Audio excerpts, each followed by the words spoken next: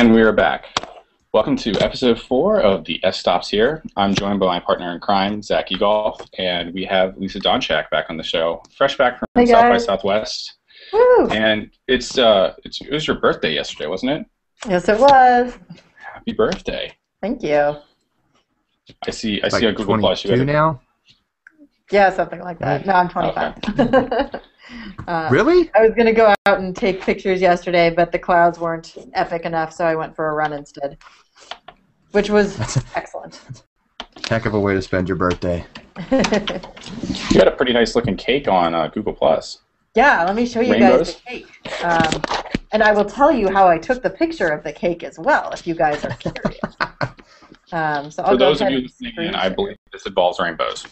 It does. So it is called the Special Occasion Rainbow Cake, and here you have my Google Plus profile. We'll scroll right down to it. Yeah, so here's the cake.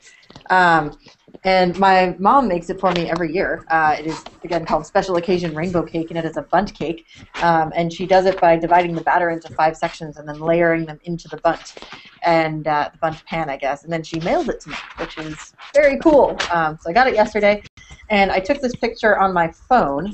And I edited it with Snapseed, which is one of my favorite mobile editing apps, if not my favorite mobile editing app.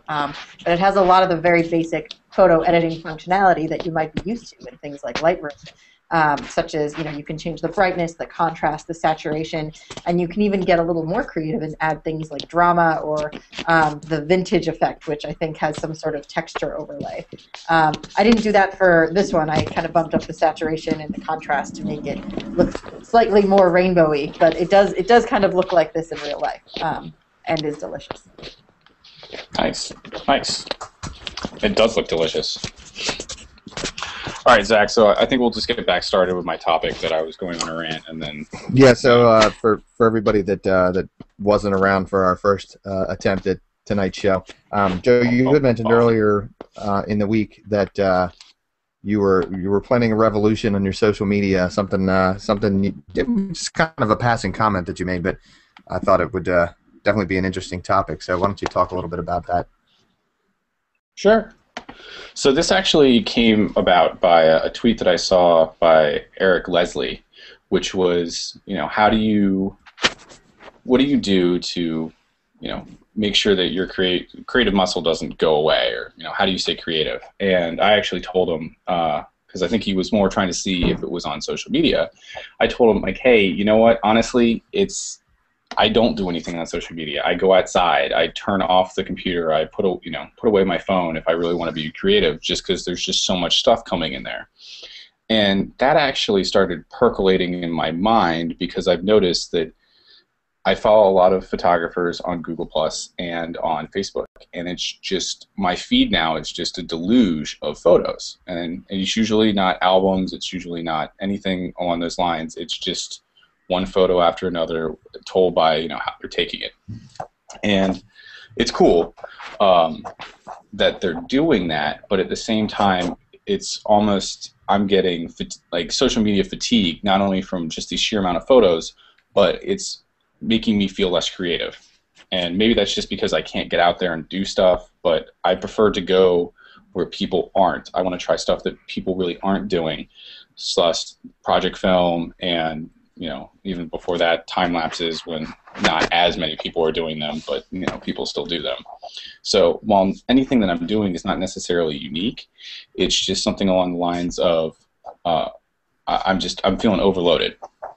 And so my somewhat revolutionary proposal was that I'm going to basically hide these people from my feed, not unsubscribe from them, because it's not that I don't believe they're doing good work. It's just that I need to kind of center myself when it comes to the creative outlet.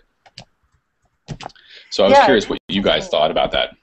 I feel like motivation can come from a lot of places, and on one hand, I find, I have a lot of really amazing photographers in my circles, and they come from all over the world, and they use really interesting techniques that, as a new photographer, I may not be aware of, or they interesting perspectives or compositions or things like that. But I also find that as somebody who works full-time, sometimes I get this kind of like anxiety. It's like, oh, these guys are taking photos all the time. Like, I want to go out and take photos all the time too, but I also kind of have to be in the office sometimes, and that makes it difficult. Right, no, I feel you. There's a term for this that I learned the other day. It's FOMO, fear of missing out. And when I see other people taking pictures, when I have to be in the office, I feel like I'm missing out on running around and taking pictures. So it's definitely a balance between being inspired by the things that I see and getting a little anxious that I can't be out there doing the same things. So let me ask you guys something then. If you have this FOMO, which it is, I looked it up. There's a definition for it. Thanks for trusting our guests. Yeah, it is. That's it is. really It's nice of fear. you. No, it's not that. I just for our listeners and our viewers, I wanted to provide a link so that they could check it out themselves. For this FOMO, do you guys check social media throughout the day? Like, are you constantly looking at Facebook and Google Plus and Twitter and seeing these things come across your feed? I would say Twitter, for me, I'm looking at it pretty much not all day because I'm pretty sure my job wouldn't be happy to hear that, but I do check it periodically. Facebook and Twitter, I've really stopped for the most part looking at it during the day now. So I only look at it in the morning and when I come home. And to try to get to the people's stuff that I want to do, it's going through a lot of photos, and it's like, oh, check out this, awesome, sunrise photo I took at someplace that's an hour away. I'm like, well, that's amazing. I would have loved to do that today. Like, it's just, it's kind of a bummer because some of these places look awesome, but I can't go, I can't do it. Like Lisa said, I think we're all actually in good company here because we're all people that, have day jobs and are just really passionate about photography on the side. Do you find that you see more of this noise on Facebook or elsewhere? I think it depends largely on where you find your photography crowd. For me, it's definitely all on Google+. I don't use Flickr or Instagram or any of those other things, and so everybody I follow is on Google+. And I found that I could spend hours just scrolling through the beautiful photos that I see from the people in my circles. But I've also realized that I can spend hours scrolling through the beautiful photos that I see from my circles. So I've tried to turn off social media, Facebook, Google+, and then even GChat when I'm at work, at least throughout the morning and as much of the afternoon as I can stand without needing my hicks. And that's worked out pretty well. My morning productivity has skyrocketed. I don't know if there's a correlation there or not, but. Wait, hold on. So you're saying that when you don't waste time on social media, your productivity skyrockets? Shocking. We're going to have to bleep. We're going to have to bleep this out. We're going to have to bleep this out. Only every business in America and probably the greater part of the world didn't also believe that. Yeah. So I mean, I guess I'm kind of in a unique situation in that I kind of ingest the social, because work has most of social media blocked, so I don't really get a chance to check it unless I go out and check it on my phone. So like outside the building. So I don't really get a chance to see much of Facebook, and it's mostly Facebook and Google Plus and maybe that's kind of where we differ. Is Joe? I kind of went through exactly what you were feeling in that when I first really got into Google Plus, it was marketed to me as the end-all, be-all place for photographers to end up. And so I started following the big names in photography, and as a lot of people probably realize, the big photographers that were the leading men and women in Google Plus kind of took off running with it, and the one that comes to my mind right away is Trey Radcliffe. I had to stop following him because that's all my Google Plus feed was just pictures of he was posting, and it really got to the point where it was useless to me as a social media platform because it was a great Trey Radcliffe platform, but not really a great place for me to go look at. So yeah, I don't follow it. So if you look at the top 10 most followed people on Google Plus, which you can see I'm sharing now, socialstatistics.com/top/people. And I don't know if this is officially sanctioned or not, so I'm not saying this is a Googler, and I don't know. I can't speak to the veracity of these statistics, but it is one way of looking at it. 2, I would say, into half of the top 10 are Google Plus Oh, users Thomas are Hawk. photographers. Yeah, Thomas Hawk is right up there with Trey, and Tom Anderson as well, who former president of MySpace, but he has gotten into photography recently as well. So I would say like 2.5 of the top 10. Think you'd get a better photo. No. That's the one that they recognize. That's the most recognizable Tom Anderson photo. But definitely Google Plus is a place where you can find photographers. Obviously, you know, there's singers, songwriters, sports figures on here as well. But photography does have its place. And I think if you let it dominate your feed, that's kind of and so what I was kind of getting to is I wiped Google Plus completely clean. I uncircled everybody, and then I went back and kind of looked and almost did it around, and maybe I hate to date myself here, but in college, when I was in college, before Facebook actually came out,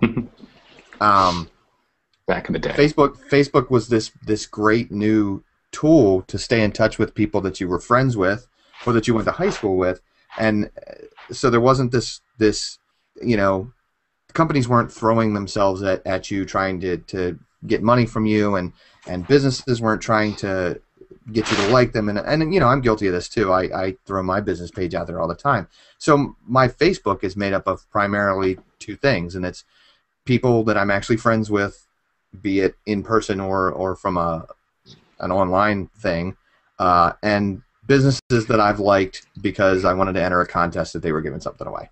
That's really kind of it.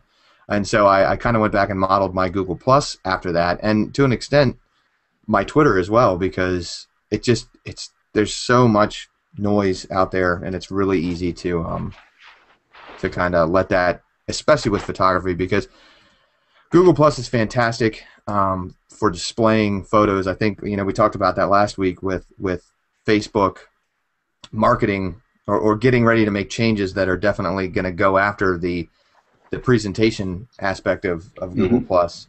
But when your Google Plus feed is filled with full-size photos, just these gorgeous photos, you absolutely get, like you're saying. I mean, yeah, and you constantly are scrolling through these giant photos of these great far-off lands that, you know, I'm lucky if I get out of the state of Maryland half the time, let alone, you know, a mountain climbing trip in Tahiti with whatever, you know, whatever. What kind? That just goes to show you how very, very little I know about the outside world. Yeah, the other thing that I notice when there's kind of a community of photographers somewhere, and I'm guilty of this as well, is when somebody sees something awesome, a lot of people either try to do the same thing or go to the same place or use the same technique. Yes. And so then you get like a lot of the exact same type of shot. And I've done that before. Like one of my good friends did a picture where he held up a crystal ball in front of his camera, and so he got this very cool inverted image of the scene. And so I stole that technique and used it in Tahoe and got something very cool actually. But I also know that taken a little further, you could just have then like 20 or 30 people doing that exact same technique. And I mean, especially when people go on trips together, you get like the Yosemite moonbows example is excellent. When last year just like 250 photographers showed up to Yosemite to take pictures of this rainbow at night in the valley. And it's just like then all you saw for like 2 weeks were these pictures.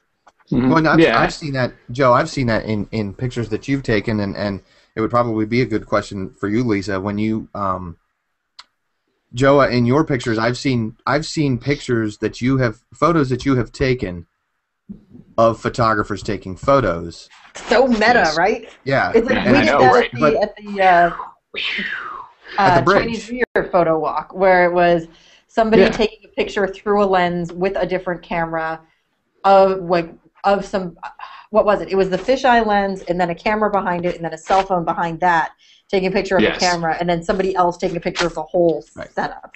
That was me taking the picture of the whole setup, because I just thought that was hilarious. It was hilarious. Yeah, like I just thought it was amazing. So, and I mean, Zach, I'm not quite sure where you're going with this. Well, but, it's just that by you taking pictures, by you displaying all the photographers that were taking photos of these gorgeous sunsets over the beach, you know, because you guys are out there, you get some just amazing sunsets. It really just, it's kind of goes to show I'm glad we Lisa's have point a that on little bit record. more is what? Nothing. I'm glad that we have something nice about California from you on record. That's about it. But don't worry, because you guys are going to fall off the map eventually. But Thanks. but it There just we kind of goes to prove Lisa's point that one beautiful sunset captured by 250 people is the same beautiful sunset. Yes. But at the same time, it's really nice to poor see timing. people's perspectives I try. a little Sure. bit different, right? And I love this And- on photo walks, is when you're kind of like all walking down the street together and you all see the same stuff. You all have the same canvas to work with. Maybe that's not the best analogy. You all have the same Well, sure it clay to is. work with. No, Like, it's- what do you end up constructing, right? What do you end up taking away from that experience? And that was something that, like, as a new photographer, less than a year ago, still a new photographer, I loved that, because you could walk around with somebody and be like, wow, look at how they're looking at, like, you know, this bike on the sidewalk, or look at how they're, you know, standing with regards to this building.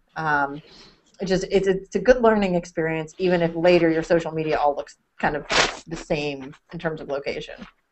Well, and you know, I kind of get that a lot too. Is you know, a lot of what my actual work, photography work is family portraits and you know, like newborn photography and baby photography and stuff like that. And the number one request that I get is a general request from clients. It's usually the moms.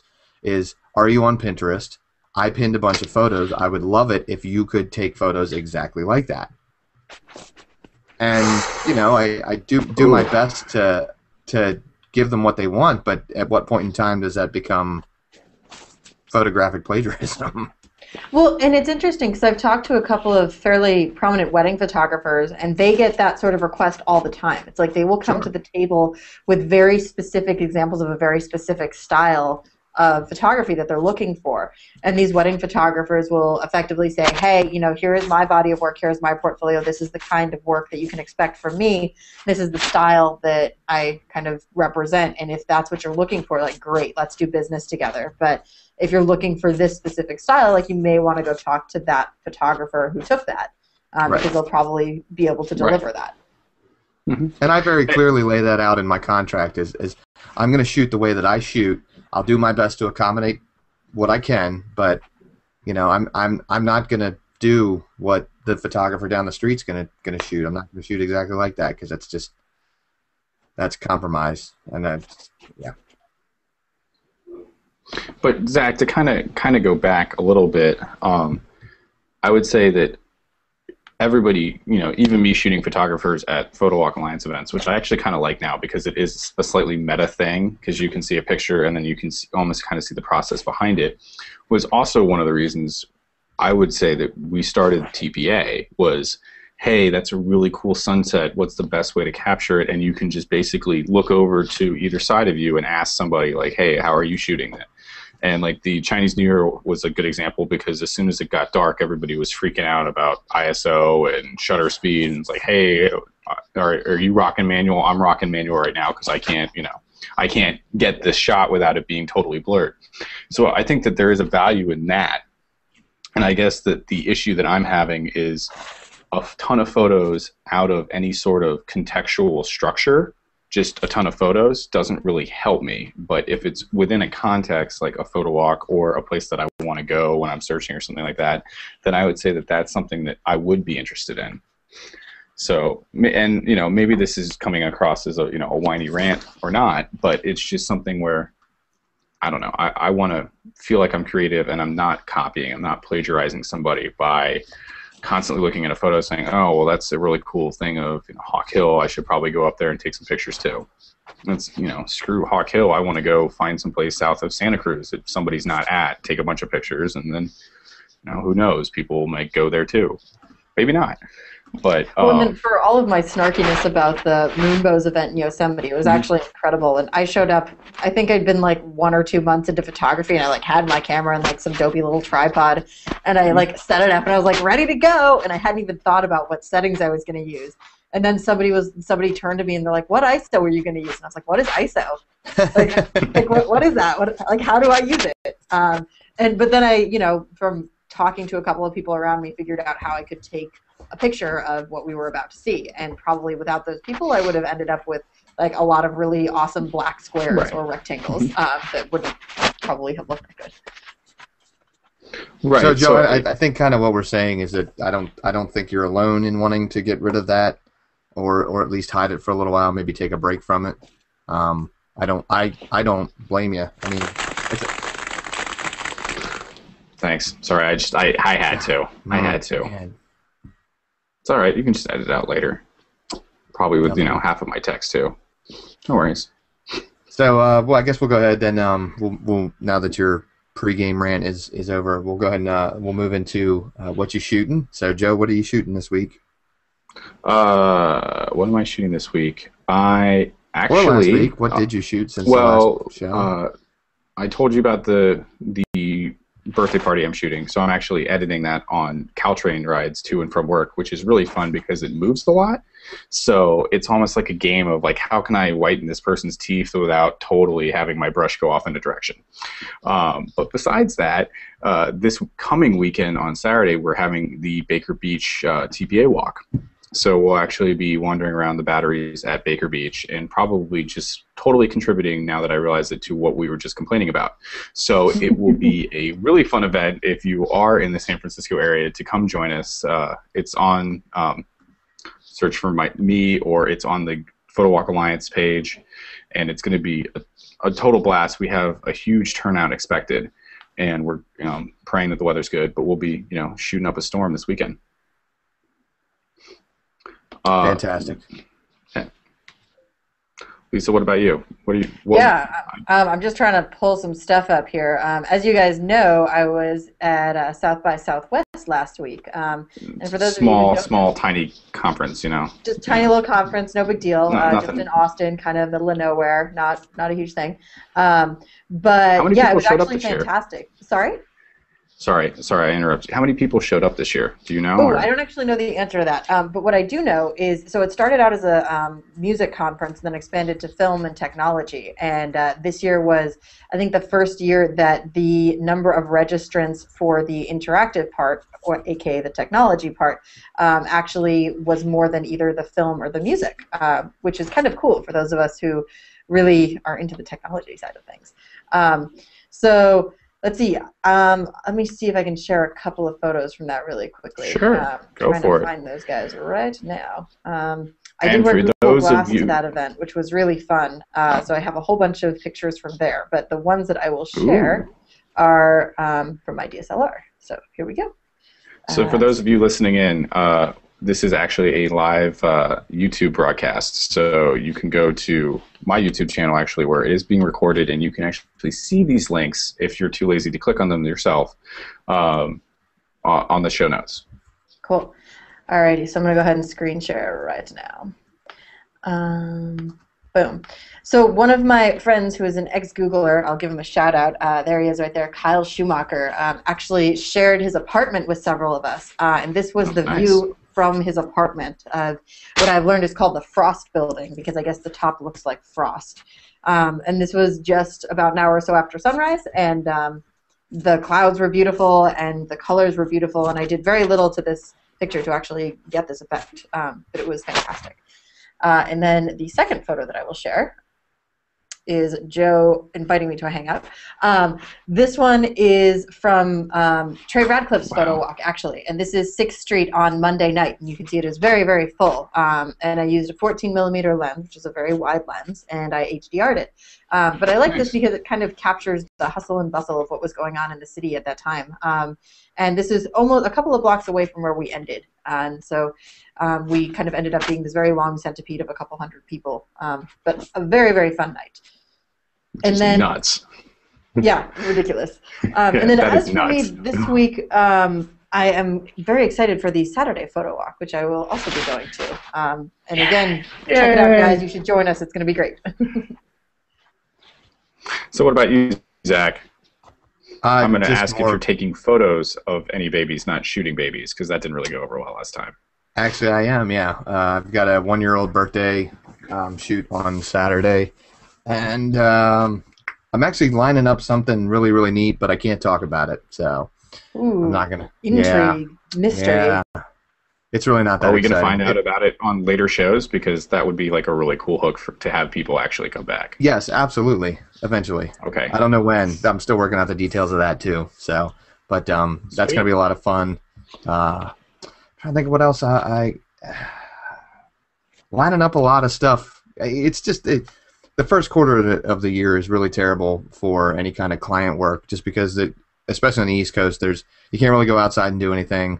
I did get a new. You guys have bad weather on the East Coast, really? Yeah, You guys get snow. Snow is beautiful. I'm not saying that I completely envy it, but there are some good photo opportunities with snow. Yeah, but then you got to work with your white balance, and that's just a nightmare. Plus, we didn't get any snow this year, really, so that's 2 years in a row. Oh, you had the rainstorm apocalypse. I remember that. We got 3 inches of snow here. Thank you. Oh, really? Yeah. I live in Western Maryland, so yes, we did. But I did. Yeah, so it's really been tough. So what I've been doing, I just ordered a black vinyl backdrop that I'm getting ready to use, and I'll actually be using it for the session on Sunday. Just kind of playing around with studio lighting, stuff like that. It's always been something that's kind of intrigued me, because there's so much that goes into making a single photo look amazing, and it's almost like porn to me to look at the like the behind the scenes shots of we've got the key lighting and all this other the low key lighting and all this other stuff. So that's kind of what I've been doing is playing around with that, and I make my wife pose for senior photos. She's my model. So well, she's also gotten into photography though, right? Doesn't she have a DSLR now? Yeah, I got her one for Christmas, and I'm kind of hoping that she gets into it with me. I actually have already booked her for a second shooter in October, so that's going to be interesting. So she is second shooting for you. That's awesome. Oh, she will be. Yeah, she will be. She doesn't know it. She may not know it yet, but. So there's somebody I'll have to shout out. I don't know if you follow Alex Huff on Google Plus or Facebook, but she might be somebody you want to follow, because she actually is in the marketing department at Borrow Lenses, where I interviewed, and is a huge lighting person. And I'm on the boat with you. I'm always curious about what exactly goes into lighting, especially flash stuff, because I'm just not good at it. And it's definitely one of those things where you have to normally rock manual, and it can be a little bit dicey, because if you screw up, it depends on what the event is. Sometimes you don't have a chance to reshoot it. Well, and I'm cheap, so I'm constantly trying to find ways to save money. Prime example is, and I'm actually kind of a little mad, but what are you going to do? It's not a whole lot. I was originally looking at getting a bunch of oh man, I just spaced on the name. The transceivers. Oh yeah, like the remote. Trigger. Yeah, but trigger traps? No, trigger traps no. They're flash triggers. They're flash transceivers. I'm spacing on the name of the company, and it'll come to me. But what I did instead was I did a little research, and I found that I don't know how to pronounce it. I think it's pronounced Yongnuo. But they make a lot of. It's not cheap, but it's economically priced equipment, and they actually have a set of transceivers. I want to say I paid like $89 for a pair of them, and they are fantastic. Really? That's a pair. So they've got 2 different groups, 3 different channels. So you've got whatever that permutation is for grouping. A range of like 300 feet, so a football field. Wow. So I've been playing around with those, and I'm actually planning on using them for a wedding I'm shooting in July to trigger a couple off-camera flashes, just to kind of get the reception hall lit up when it gets dark.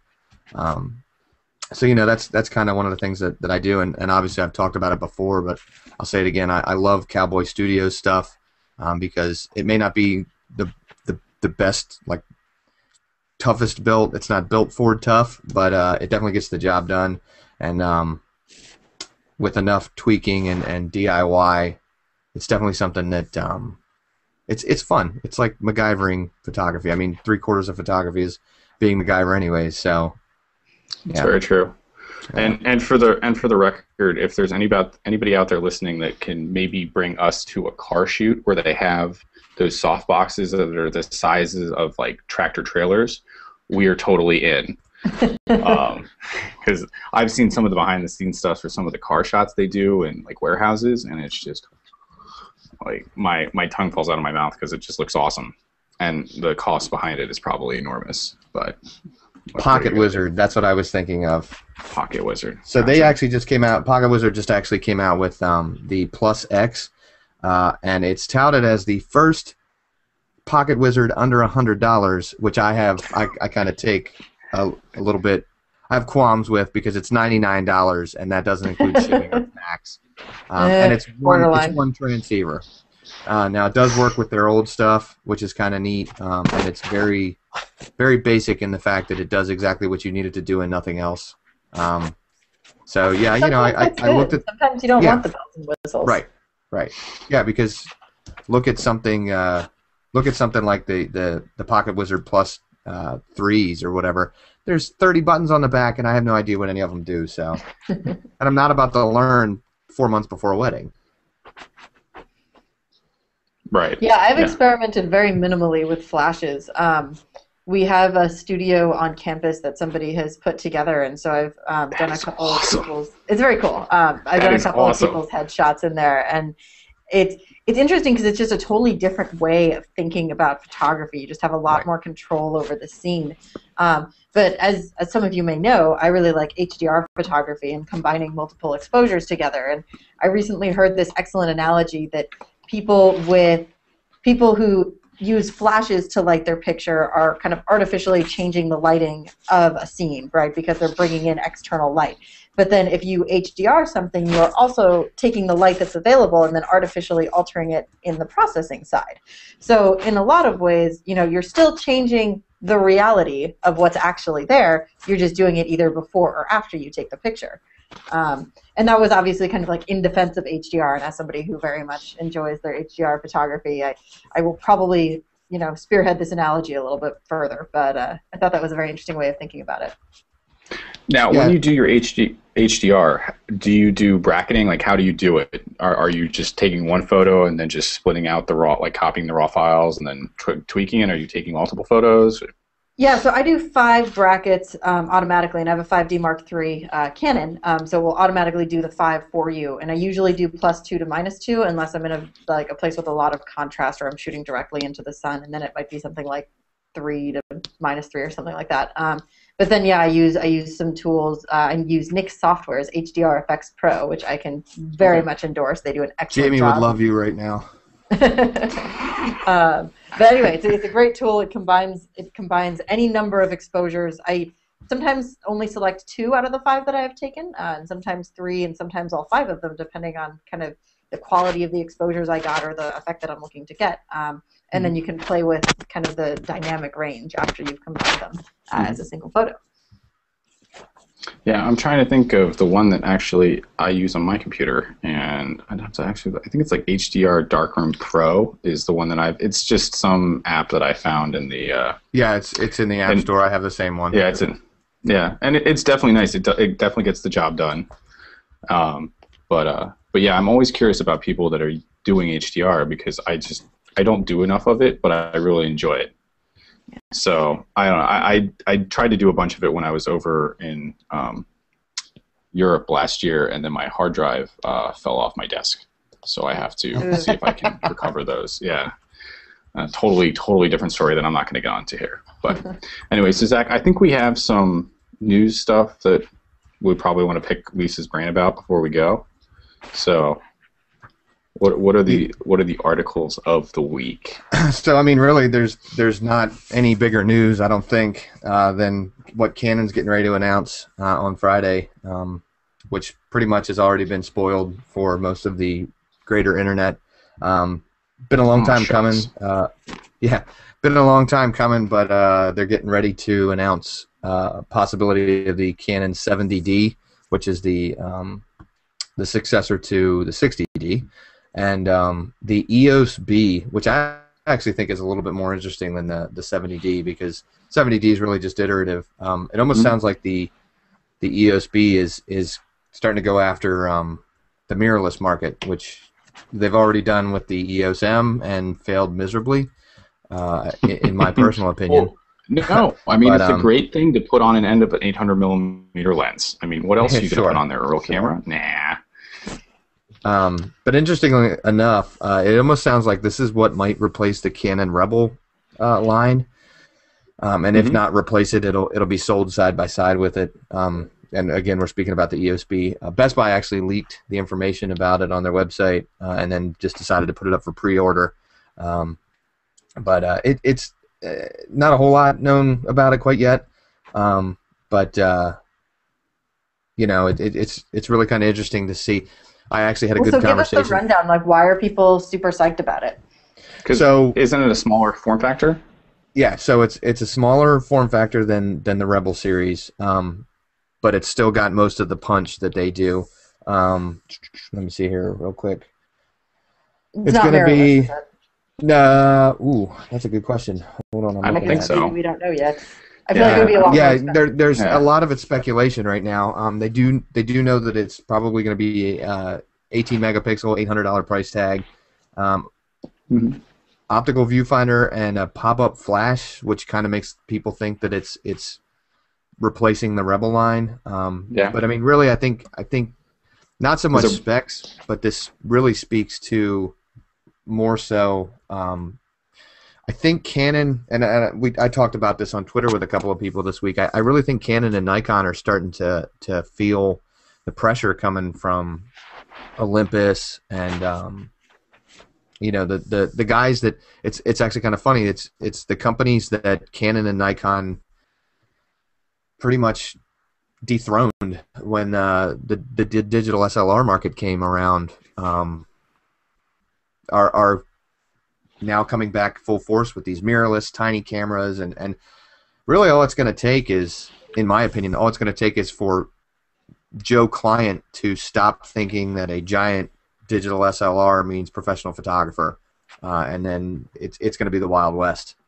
Because right now, you know, like I said, if I walk down the street with, you know, a grip on my Canon 5D Mark II with my 70-200 big white lens with the red circle around it, people automatically think, oh, he must be a professional photographer because his camera is gigantic. Right. And I've got a bad back to prove that, yes, it is gigantic. But it doesn't necessarily mean that I can take good pictures. And you look at some of the guys, there's some of the people, that are taking photos with the mirrorless, tiny little cameras that aren't, you know, they're no bigger than a cell phone, and it's breathtaking. It's good that we recognize that, and I think once the mass market recognizes it, it could be trouble. So, well, it's interesting because, you know, there is definitely some sort of cachet to having a really big camera and a really big lens. And for people who maybe aren't as familiar with photography, a lot of them think that just having a bigger camera means that you probably have a better camera and you're probably a better photographer. But really, like, there are some amazing people out there who just specialize in what's called iPhoneography, where really all they're doing is taking pictures with their iPhone. And let me just share one of these people really quickly with you, because I think it's probably worth it just to see the amazing things you can do with a camera that maybe isn't a DSLR, or like maybe isn't even a camera, it's a phone. You got to show the one that you took with the Photo Jojo lens this past weekend. I will do that. Yeah, you have to show that one to the crowd too. Yes.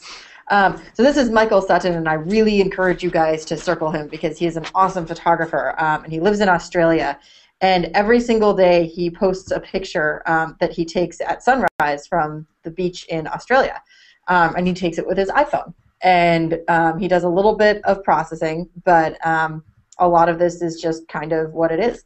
And if you look at something like this is a beautiful photo in terms of you get this contrast, you get these silhouettes, and you get this light coming through over here in the water. And you don't need a really big rig to get something like that. It's very, very interesting. And then the other one that I've been playing a lot with, and for those of you who are maybe in the iPhoneography, or I'm an Android user, so Androidography category, I've recently purchased, based on Joe's suggestion, a fisheye lens for my phone, which I've been playing around with a little bit. Yeah, let me see if I can find that picture that I took this weekend. It's farther down, I think.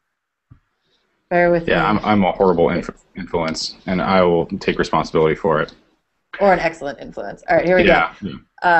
So this is a photo that I took using my phone and the fisheye lens, and I pointed directly into the sun, and I got this very cool lens flare. And so I like how there's kind of repeating shapes here with the circle of the fisheye lens and the circle of the lens flare, and then the circle of the sun. And this was just kind of mid-afternoon, edited with Snapseed, of course, but just a phone and a $20 lens, like just as a toy, and you can get some really cool stuff.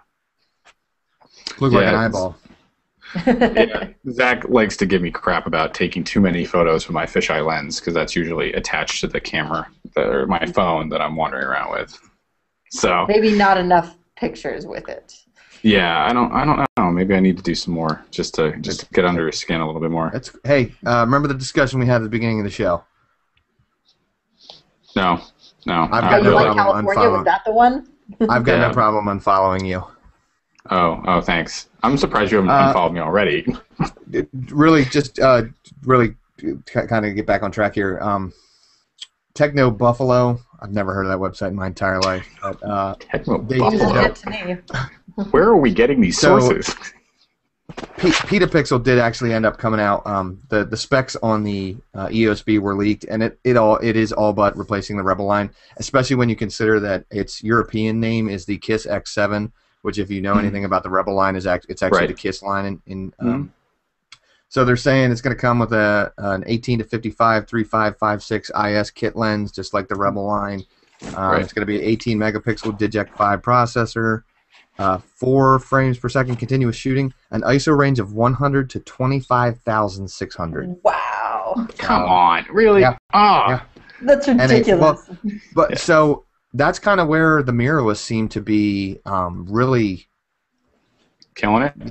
Yeah, some of the pictures that Jamie has taken with his Olympus cameras, at the top of the range ISO there's no noise whatsoever, noise whatsoever. So you really got to kind of wonder if maybe this camera is. We talked about Canon developing that sensor a couple shows ago to all but shoot in night. You really kind of got to wonder if this is where they're going with this. Just the high ISO again. Yeah. If it's going to do video, then that's kind of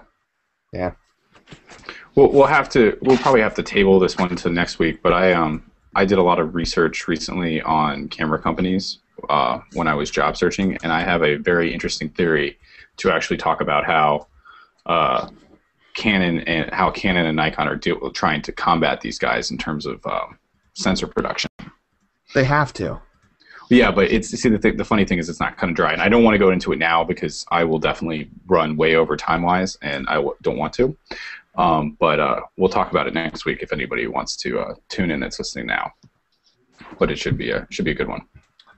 So the last we'll keep going because I know we got a short timeline tonight. Yeah. But the last thing that we wanted to talk about was the Mimoto wearable life logging camera. Which I actually think is pretty neat. I don't know that I would ever be caught dead in public wearing one. That's the one that goes like on your shirt, right? Yeah, I don't think it looks like a Bluetooth headset. But yeah, these are really cool. The life logging cameras, they take a picture every couple of seconds. This one does every 30 seconds. I mean, think of the time in an 8-hour day. How many photos would that be? Let's do the math. Many. A lot. Yeah. It's kind of neat. No details on prices or anything like that, but it was at SXSW, so maybe you saw it, Lisa, and didn't even realize it. I actually did see it. There was a woman from, I think she freelances for the BBC, and I was wearing glass at the time, which is another one of those like kind of first-person image ideas. So you can take pictures from glass, and it's from your perspective. And the woman who I was talking to had one, and it was kind of just like on her chest where like a pin would be or like a button or something like that. It was very small and very discreet, and I actually didn't even notice that she was wearing it until she pointed it out. But as you said, it does take pictures every 30 seconds or so, and I've seen some of the pictures, and they're not terrible. They're pretty good. I've seen, however, also people doing this with things like GoPro cameras, and GoPros are obviously a little bigger and a little more durable, so probably a slightly different use case. But it was still very interesting to kind of see that. The coolest part about something like that for me is then being able to put it in a video and just kind of show like here was 3 minutes like this photo walk I did, or here was 3 minutes like this 5-hour bike ride that I did, as like these short little like clips that just kind of zoom by. Like the time lapse element is the compelling part to me. Yeah, as long as they have some sort of I don't know, auto off in the bathroom, I'm in. Nope. Like, Nope. Yeah. 2 Oh days. yeah, that's true. I didn't even think about Battery that. life of 2. Well, just don't look down. Well, that's not the problem, man. Like the mirror at my apartment at home, it is like completely in front of the toilet like this. So if you're standing up, you can see yourself. And if I have something on my shirt, I'm pretty sure I could see myself. So yeah, I would say there's definitely stuff like that you have to kind of factor, or having a pause button or something to kind of factor into the whole thing. Well, I really think not only yours, but I think it kind of goes in the whole privacy issue of you just walking around taking pictures of people. Yeah, well, I think the cool thing I like about Glass, and Lisa, correct me if I'm wrong, is it's not always on. You tell it to take a picture, right? Exactly. Yeah. So that's definitely something that is user triggered. Right. So I think that's like a big thing that people are kind of, I don't know, maybe unfairly going after them for, is that you don't necessarily have to have it. It's not on all the time. But yeah, the stuff that's on all the time. But then, I mean, honestly, if we want to go to cameras being on all the time, I mean, what about the general surveillance of America in general? Well, I think that's actually it's kind of interesting to read the comments on the article. That was actually brought up. Was in 5 years, sure. anyone who isn't life logging will be singled out as suspicious. It's like, what are they up to that they don't want to share? That's really interesting. I wonder if we'll get to that point where if you're not life logging, you're hiding something. And then somebody goes, "Whoops! I left my Mimoto inside the changing room. Silly me." Yeah, and then it's a lot of, and I kind of feel like this too, and I'm guilty of it just as much as the next person, but it's a lot of people commenting on who really cares what you're doing in your average everyday life. Do we really need to see 4,000 photos of you going to work and coming home and sitting on the couch and watching TV? Well, okay, so here's an argument. Do any of you guys just do random street photography from time to time and just take pictures of people you don't know? Because I would say from a street photographer standpoint, it's nothing different. Nothing different. That's totally different, because that's a very dedicated, like, you're very focused on what you want to do. You have a specific goal to go out and find interesting things. This is not going to find interesting things. This is going to find your lunch, or it's going to find the back of a stall door as you sit on the can for 20 minutes while you're wasting time at work. Sometimes I lose my lunch. That's kind of important to me. I mean... Well, so one of the things that I think maybe reframing this will help a little bit, because if you don't say I'm going to log 8 hours a day, like 7 days a week or whatever, you say I'm going to log really specific, interesting events that I think are really important to me, or fun or exciting or something like that. So maybe it's a road trip, or maybe it's like a birthday party, or maybe it's a hike in the woods or something like that. Then you can fast forward through it later and share that event. Like, to me, that's pretty compelling, because you don't have to think about it, but you're still going to get a really interesting kind of like scrapbooky way to remember what you did and be able to share it with people. And you don't have to think about it. I think I said that twice, but you get the idea. Yeah, I mean, I think, honestly, if it ever turns up like Minority Report, where basically all of your memories are just stored somewhere digitally, and you can just go back anytime you want and rewind and slow it down or speed it up, I think that actually would be kind of interesting to have. Obviously, it's a ton of storage space and other logistical issues, but I think it would be fascinating to have the ability to go have 20 years from now and go back to this moment in time, for instance, and say, yeah, what was I doing? Oh, I was doing a podcast. But that's already been captured. It's already going to be on YouTube. Right, but it's already in Google Plus. It's already on Twitter and Facebook. I'm not. Don't worry, I'm not poo-pooing on this. I think it's actually really cool. But so you can poo-poo on this. That's why my life is not interesting enough to life log it. That's really kind of what it boils down to. I don't know. I think you're selling yourself short. Trust me. Nobody would watch. I wouldn't want to watch my life right now. That Oh sounds boy. really depressing. Yeah, that does sound. Do you need like a hug or something? Do we need No, like I'm good, something in your thanks. house? No, it's because it's so late here, you freaks from the West. Oh, I'm sorry. It's almost 10 o'clock on the East Coast. So I guess that's probably a good way to outro everything since, we're going to let you go cry in your corner later. I'll call you at 5. I'll call you at 5 when I wake up for work tomorrow. Sounds good. I'm not going to pick up the phone. I'll still be sleeping for another 15 minutes. But yeah. But anyway. Yeah, Lisa, do you have anything you'd like to kind of close with? Anything you want to kind of get out there? I know I thought you had mentioned something about maybe doing a marathon or something. Oh, yeah, so I'm a runner also. I don't want to plug for my fundraiser. No, it's fine. No, go for it. Go I'm for it, going seriously. to Kenya in June, and I'm trying to run a marathon on every continent, and this will be continent number 5. And I'm fundraising to help conserve the conservancy, if that makes sense. But they're responsible for keeping alive a lot of endangered species in Africa. Woo! That's how people will feel when I finish this race. That's how they'll feel. Zach, I'm sorry. There was no Toto part on my soundboard. We need a new soundboard. There's no Africa in my soundboard. But I will also Anyway, sorry. plug the Baker Beach Battery Tour Photo Walk, which is happening this Saturday. Yes. And you all should come to it because it is relevant and not a 24-hour plane ride away, and you will have fun. You mean you're not Right. paying for fans to go to the marathon with you? I wish I had that much money. If I did, you all would be coming.